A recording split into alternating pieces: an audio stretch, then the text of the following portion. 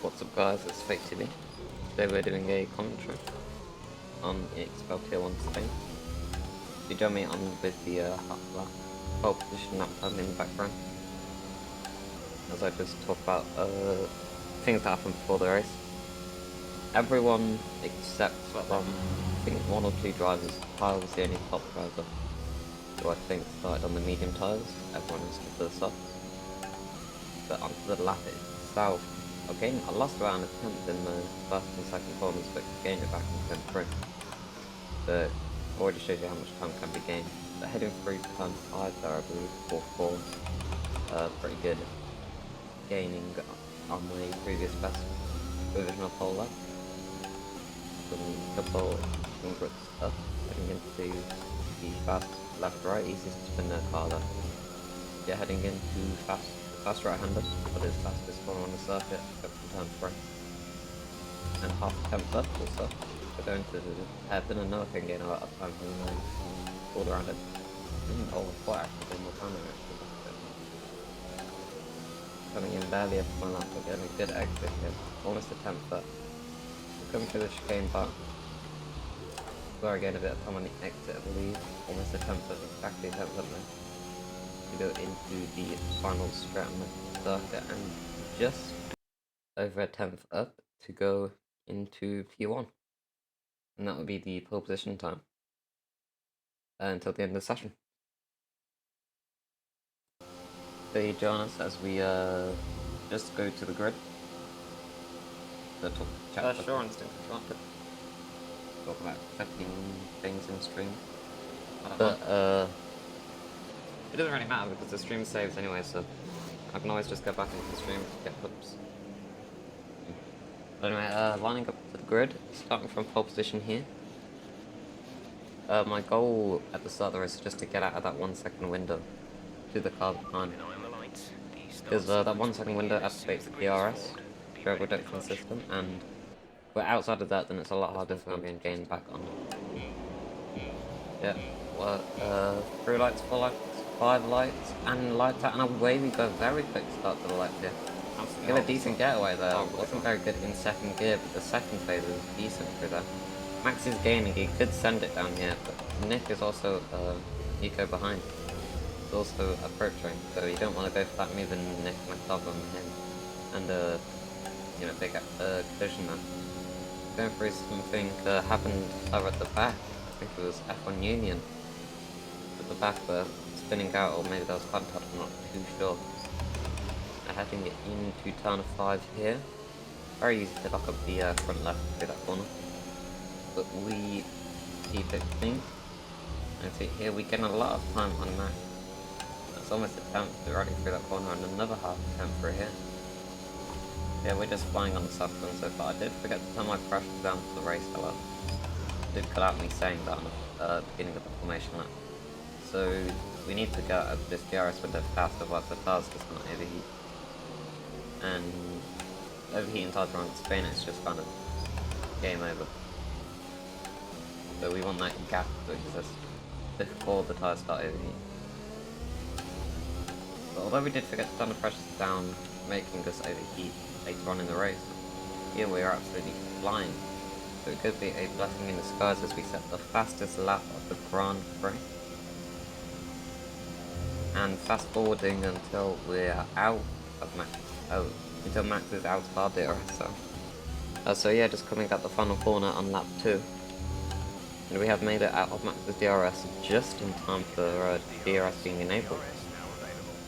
As Jeff finally tells us. No longer in Max's DRS. What I need. That's what I need, exactly. But yeah, from this point we just kind of pull to grow a gap, and it's a pretty boring race for me. I don't actually think I see anyone on track who's in front of me in tight pit, which is around in about 10 or so laps. I think it's 7 laps now until the pit window. The medium tyres can do 23 laps around here before they like massively fall off the cliff. So we'll fast forward until I pit here. Yeah, as we come up to the end of lap 9 here, this is when the pit window opens for us. Max has already picked the lap before, but he's on the hard tyres just while we're going for the medium until the end. He's picked the hard. And Kyle, as I told you, at like the very start of the video, who did start at mediums, only 7 seconds behind. And if he can do 23 laps on his tires and go to slots at the end of the race, he could be a real threat. Yeah, He'll the just thing want to is, get cars these on mediums. As I'm saying, I think his It's cars are just mediums. the roads. So his mediums obviously still have pace 10 laps in. So there's no reason why I can't stretch him another 13 more laps. And the fastest lap of the Grand Prix already. Yes, Senna also another car. He started on mediums, he could be a threat for the E5-ish positions, although we are a bit too close to him already for him to make a pit stop and still be in for a chance of winning the race. So on this hot lap, our mission is just really to catch the EXFL Senna and keep the R20 car as fast as possible. Because if we catch Senna at just the right time, we can use our momentum to get past on a DRS straight. We would keep it terrible. So we can just push for Kyle, because Kyle was the one who did. He was on like 96% tyre wear. Last round we did get at Portimao in it. This is round 4, that was round 3 I believe, yeah. So yeah, Kyle's currently leading the championship, and after this race, even if I win and he's out the points, he's still won. I'm pretty sure I said if Kyle goes on to hard. Oh yeah, I was talking about Max going on to hard, big mistake for him. He lost time, like he lost about 3 seconds to me when I pitted. No, when he pitted for hard and I stayed out on softs. In 190 he lost about a couple of seconds, which is not very good. I'm getting about a second per lap on Senna. They set the car for last and middle sectors in that lap, so pretty good for me. Getting a second on Carl as well, so this is just great pace for happening right now. I was thinking about how we're going to maintain the tyres to the end of the race, but I was kind of tunnel visioned on just getting as close to Carl as possible in case he does try the medium to soft strategy. So yeah, currently inside Senna's penalty window. Of course, it's Senna driving for Ferrari. And in about lap 13, I think I'll be in his DRS ready to overtake him as we skip forward a couple of laps. So yeah, heading on to lap 12 here. I've actually suffered some issues while editing this, it's crashed twice. So yeah, heading on to lap 12 here, trying to get inside the DRS of the EXFL Senna here. See that hairpin gaining quite a lot of time on the exit there, almost 2 tenths purely on the exit alone. Pretty sure that's the difference between no traction and medium traction. I'm not sure whether he uses medium traction or not, but that was a big difference on the exit though. You see, both of us kind of hitting the soft up there, but yeah, we've got DRS, we've got basically 100% ERS. All we need to do now is just stick in the slipstream, activate DRS, activate ERS, DRS, everything, just get past into turn 1. Last the late breakers there, driving from McLaren.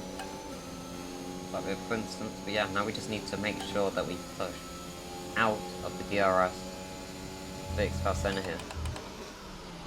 Because if he stays inside our DRS, we can just turn him along for the rest of the race, and we don't want to be doing that. Just kind of keep this race as neutral as possible. But now, not kind of negatively impacting or positively impacting anyone. It's currently this race is firmly on our hands, and that's a safety car. Although I wouldn't mind a safety car at the late parts into the race, because we're gaining on the car by a lot, and he's still got about 10 laps to go on his tyres. I'd expect for the regular strategy around here. Yeah, Red Bull getting out of the way of Ferrari. But I'm pretty sure that's more Island, I believe. There we are, successfully out of the DRS of EXFL Senna. And 3S at the end of his name, signifying that he has got a 3-second time penalty in this race, as we set the fastest lap of the Grand Prix while we're overtaking him. An amazing lap there. I think at 14, not that interesting of a lap, it's just kind of a regular lap to show you what I was doing on a lap by lap basis when I wasn't overtaking everyone. Just kind of taking it kind of easy. I was lifting up there just to make sure I didn't do anything really stupid like just spin the car up. But this race is just close ever so close to the to just give me the trophy already. Yeah, moving on. Just trying to gain as much in car here without over pushing the car and overbearing the tyres. So he is kind of gaining at some places where I'm not pushing it as much, although he does just also have amazing pace.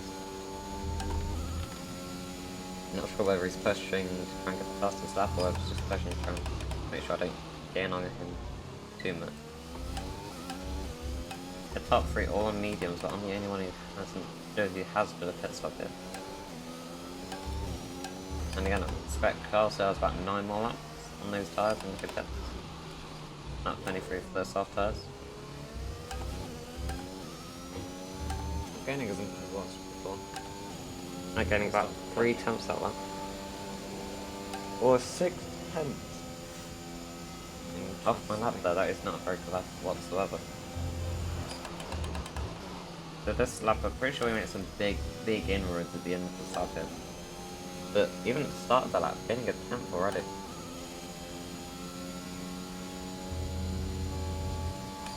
Laying down 4 tenths deficit to my fastest lap. Although we did have DRS and we were using DRS on that lap with the first sector. Locking up, I told you, it's so easy to just lock up the front tire. If this game simulated flat spotting, then a lot of people, I mean a lot more people would be running. A lot of people would be running ABS. Whether that is a 3-second time penalty for us. Sealing track limit is just that one bit too much. That section we did gain on our fastest lap for the second sector, however. We gained about 9 tenths on Kyle. Purely in this lap. He now exits the last corner into the pit lane. Going on to the hard tires. And it's going onto the hard tires. Only doing 3 more laps on the hard in the middle medium. Make it 23 laps. I'm very interested to know what percentage his tires were on. Because it must have been in the 70s already, if he's pitting on the hard this early on. He was one to put mediums on at 40 miles and put them on to 96%. And he's pitting now. He knows how to push the mediums a long way. Basically what I'm saying. That our race just from here on out is just control, don't spin, and basically our race is just with the fastest lap now. As just suggesting a new strategy. You guys can't see that obviously. Just trying to cover. This was a live stream. I just downloaded it from the live stream. We're just trying to cover up as much information as we can get competitors to see, so they don't know what my setup is for my differential or brake bars, and they can't see any new strategies that are forming. That's just bad of me. Yeah, anyway, moving on into about maybe like 20, just to show you the progress I've been making. I'm pretty sure, yes it is. So moving on to lap. So guys, moving on to the end of lap 19 onto lap 20. No one's really gaining or losing any time here. So pretty good for us, a 10.4 second gap, 10.3 now. I'm just trying to maintain that as long as possible. So in case we do have to hit, get puncture, like final laps, which loses us around like 7 seconds, which is a big gap in F1. Even if it loses us that much amount of time, we're still in the clear to win this race. We're catching up to a lapped car of XGP, I believe. Yes, it is XGP. We really want to just pull DRS away. Is it DRS? I believe it. I'm not sure what the DRS went here. Yes, it is. That is DRS for us, which is very helpful. We've also got an Aston Martin of either Beanmeister or I'm pretty sure that's a reserve teammate. Maybe Luca. Not QBR. No, it's not QBR. I'm pretty sure it's just Luca in that Aston Martin there. Yeah, as we've already just we've lost a lot of time with Carl on that lap. They're obviously not doing the greatest, but considering we're still winning this race by a comfortable 10 seconds, I wouldn't say that we're doing bad. Now move on into the beginning of lap 25 now. So here we are on the beginning of lap 25. And on this lap, as soon as you could see on the mini-map, as soon as you could see the app from... The second wind is ridiculous, man. Within a tenth of my fastest lap on this old tires. The tires will come to second wind here, although someone... There it is, QBR carved. Not the air. Oh, that's not broken.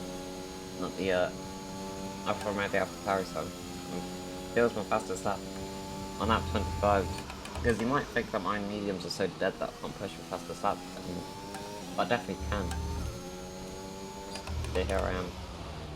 I'm taking a much wider line than I would used to, tucking it into the apex. So I'm gonna carry the most speed throughout the corner here. You want to take the AstroTurf, but you don't just want to take the red and white curve there, as it is the slippery part of the corner, and your rear end will just step out as soon as you take just that part.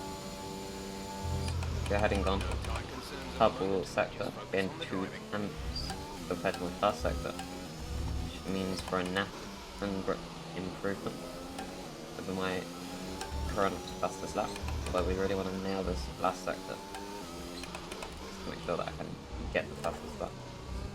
My brake pedal constantly squeaking, not the best. And let's see, fastest lap, 2 tenths, again, hold 2 tenths in that last sector. That was a really good last sector. Oh! Lap time. Insane. Yep, I was very happy with that lap. But that doesn't last for much longer, as you'll see on the next lap that we put forward to. So we cut forward on top 28 here, where you'll see, unfortunately, our fastest lap no longer exists, as he beats us by 9 thousandths of a second. And see, going to the end of the lap here, I'm not very pleased by that, I would say. So I deploy all of my ERS just as someone crashes, and it could have been a safety stop, but I still just deploy my ERS. He's about 30 down that straight, just making sure I get as good as a run as possible through this first sector, coming up into the fast right-hander. Still not taking that flat out as I probably should have with hindsight. Yeah, using even more ERS to get a net 3 tenth improvement over my current personal best. Heading down to again taking the wide line here. I don't think it's as good as the tires, which are kind of locked up there on the entry to the corner. But the lap time is just so much better. Then taking that, I think that was a pretty good exit. You kind of losing the back end, but just meant we've got those wheels spinning a lot faster than I usually would. Heading down into the lap under 3 tenths up. That was a pretty poor exit, the hairpin, I would say personally, so maybe lost around a 10 just from that alone. Yeah, but that was pretty nice right-hander. Don't want to touch that yellow sausage curve on any of these corners. Yeah, right in the limits of the track, don't want to get another warning. And yeah, just pretty decent lap. Yeah, as Jeff's saying, fastest lap of the race. Nobody touched my fastest lap. So from there, we're going to move on to the final lap of the race, where we once again push the fastest lap.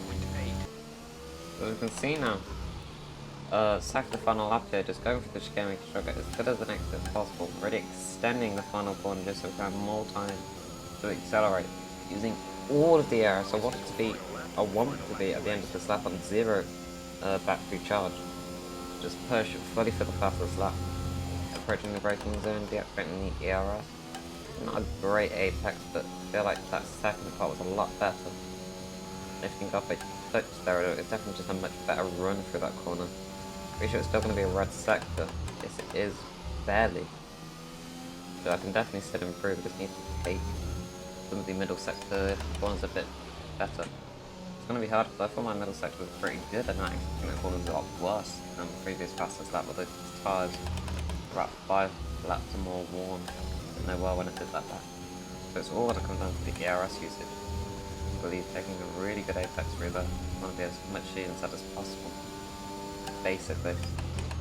Get purple, like, and I know I can get a lot of time in this exit, which I do. It's a beautiful exit for that. Something over curve as you have to. This right-hander get very important just to get a nice clean run onto the chicane. I took it a bit wide through there.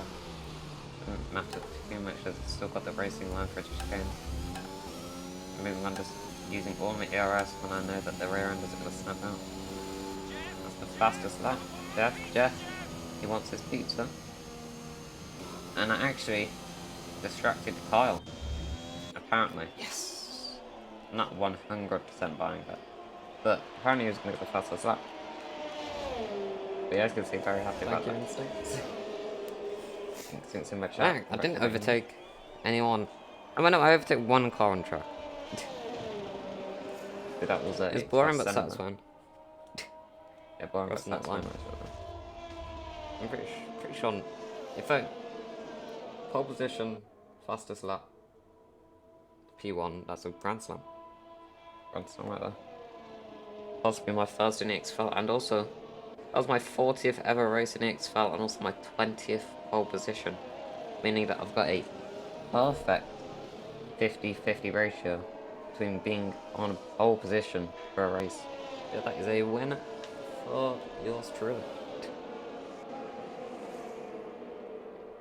As we cut the results, you can see results right there. Top 10 currently is Fake to be, followed by Kyle, Max, Nico, Savoya, Beanmeister, EXFL Russell, followed by EXFL Checo, then EXFL Senna, and the owner of the league, F1 Union, rounds out the top 10. As now I will show the constructors and driver standings after this race with stewarding.